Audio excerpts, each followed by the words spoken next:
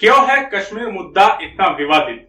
एक बड़ा हिस्सा पाकिस्तान के कब्जे में है और एक बड़ा हिस्सा चीन के कब्जे में है।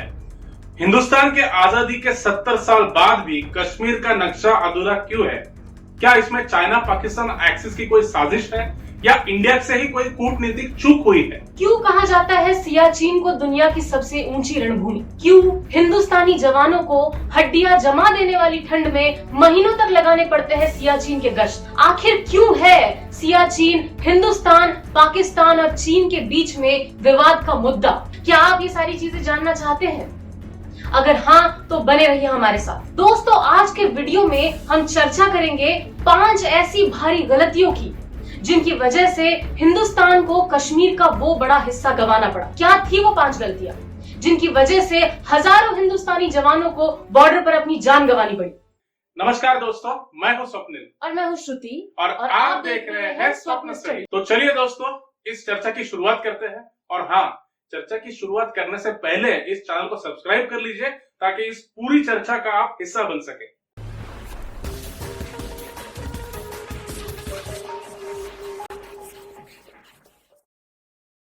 15 अगस्त 1947 को हिंदुस्तान की आजादी का ऐलान हुआ और कुछ ही महीनों के भीतर पाकिस्तान ने अपनी फौज भेजकर कश्मीर का एक बड़ा हिस्सा अपने कब्जे में कर लिया।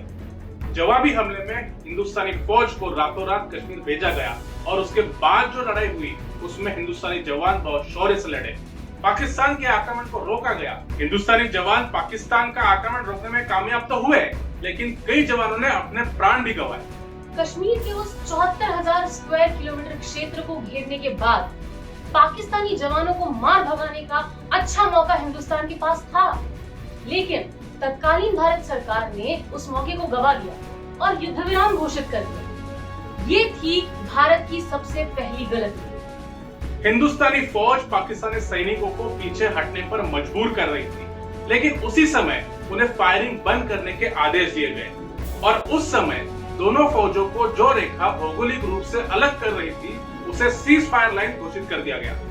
जो बाजी हिंदुस्तान जीत ही रहा था, अपने आप को शांति प्रिय देश कहने के चक्कर में उसे हार गया और पाकिस्तान ने जो हिस्सा जीता था वो हमेशा के लिए पाकिस्तान के पास ही रह गया।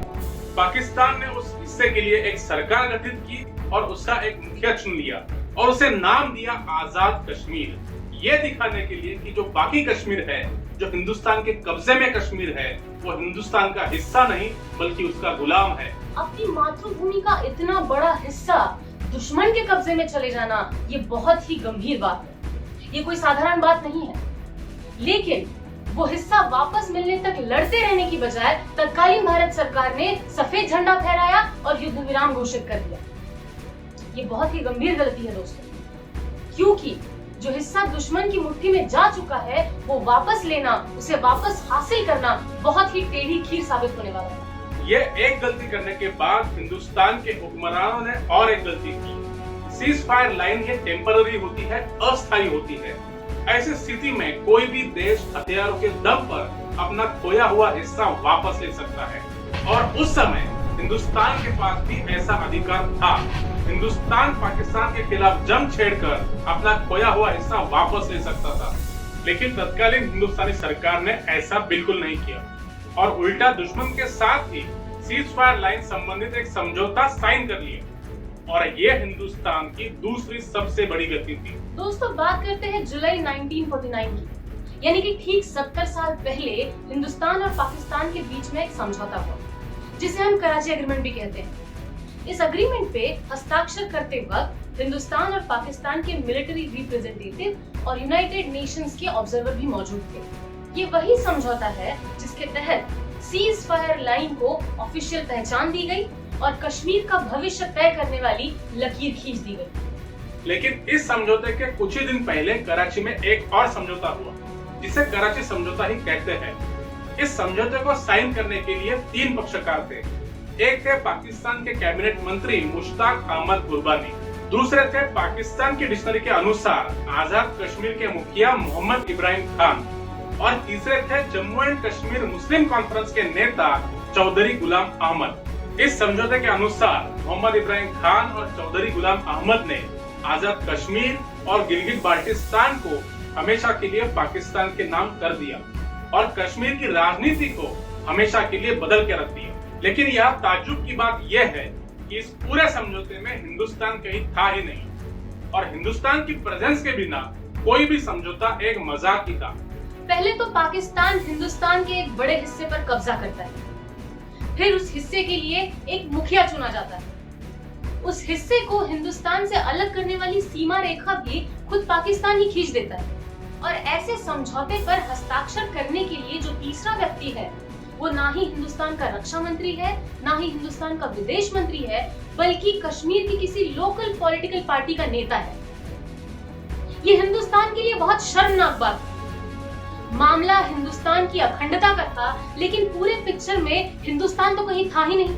नक्शे पर सीज फायर लाइन खींचने का सीधा मतलब ये होता है कि दोनों देशों में से कोई उसे कभी पार नहीं करेगा और एक दूसरे के खिलाफ कोई जंग नहीं छेड़ेगा। और इसीलिए जो हिस्सा हिंदुस्तान ने खोया था वो उसे हमेशा के लिए भूल जाना पड़ा और ये हिंदुस्तान की एक बड़ी भूल थी। युद्ध विराम रेखा खींचने के लिए उन्होंने पश्चिम में छाम से शुरुआत की और श्योक नदी को पार करने वाली 780 किलोमीटर लंबी युद्ध विराम रेखा खींच डाली।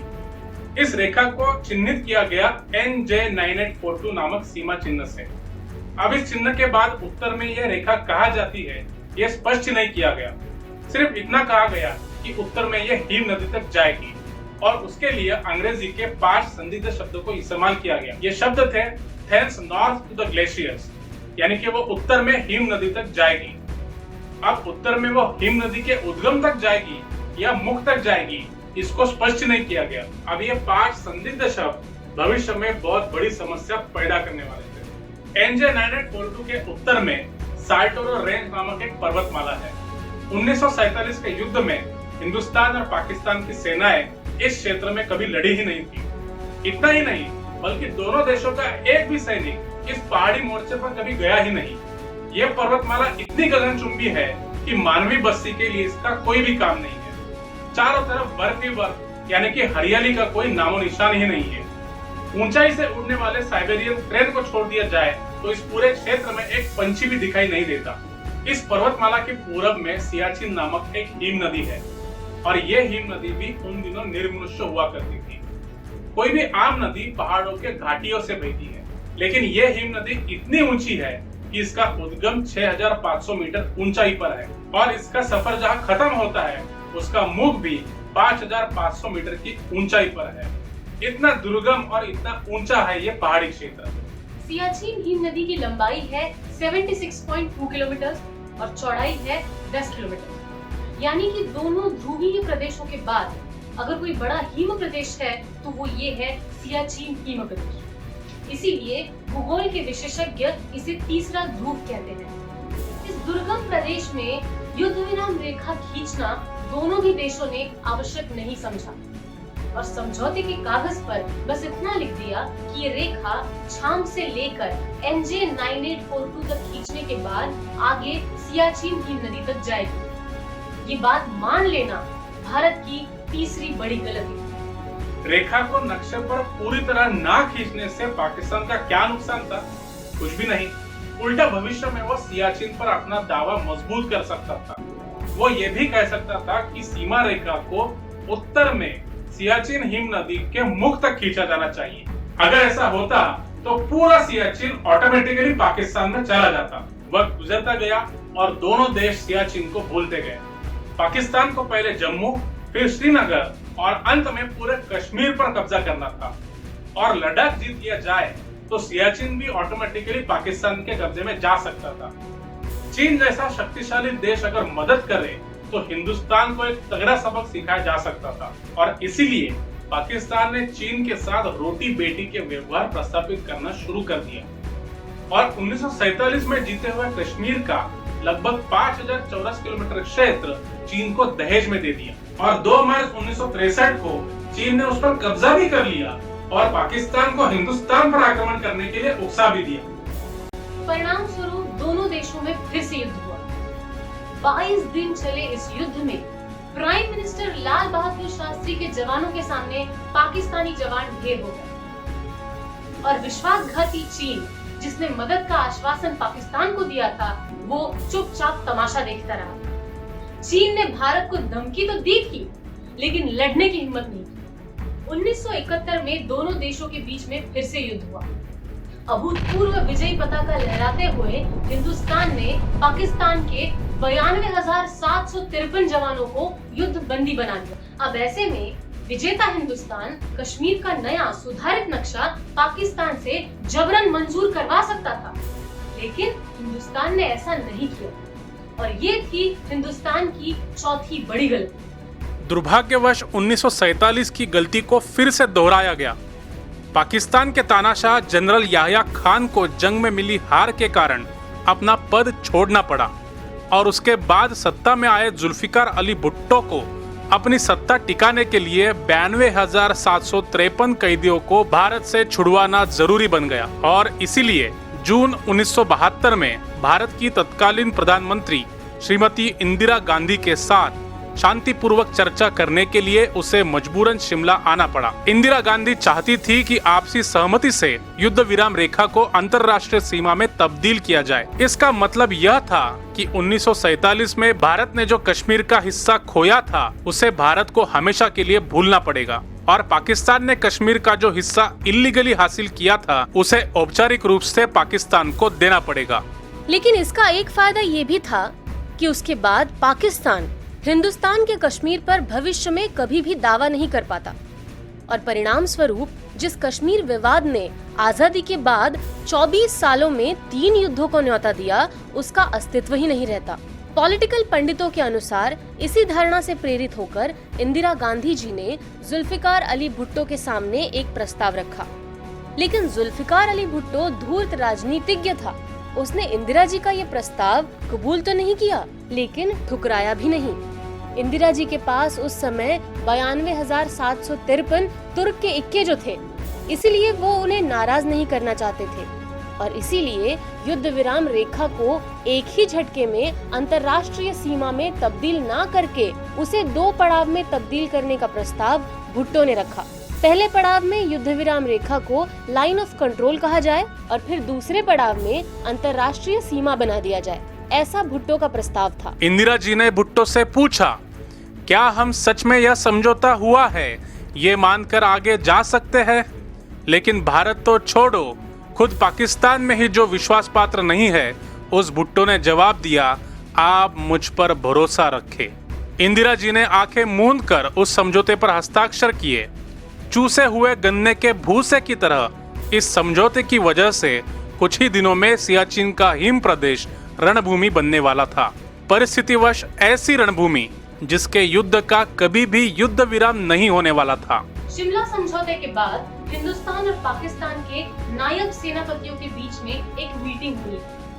इस मीटिंग में नई सीमा रेखा को तय किया जाना था, लेकिन नई सीमा रेखा को ना तय करते हुए पुरानी ही सीमा रेखा में कुछ फेर बदलाव करके उसको फाइनलाइज कर दिया गया। और इस बार hence north to the glaciers in 5 confusing शब्दों का इस्तेमाल किया गया।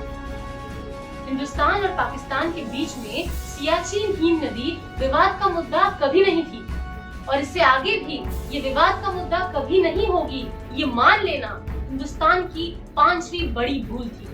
और आखिर में जो होना था वही हुआ। पाकिस्तान ने सियाचिन पर अपना दावा मजबूत करना शुरू कर दिया और सियाचिन को जीतने के लिए एक नई मुहिम छेड़ दी। क्या आप जानना चाहते हैं कि किस प्रकार पाकिस्तान ने सियाचिन को जीतने के लिए एक मुहिम शुरू की? किस प्रकार उसने हिंदुस्तान को अंधेरे में रखा और अंतर्राष्ट्रीय समुदाय को अंधेरे में रखा? क्या आप इसकी पूरी कहानी जानना चाहते हैं? अगर हाँ, तो बने रहिए हमारे साथ और इंतजार कीजिए नए वीडियो का। अगर आपको ये वीडियो अच्छा लगा है तो इसको लाइक कीजिए और अपने सारे दोस्तों के साथ शेयर कीजिए और हाँ, इस चैनल को सब्सक्राइब कर लीजिए ताकि इस पूरी चर्चा का आप हिस्सा बन सके। धन्यवाद।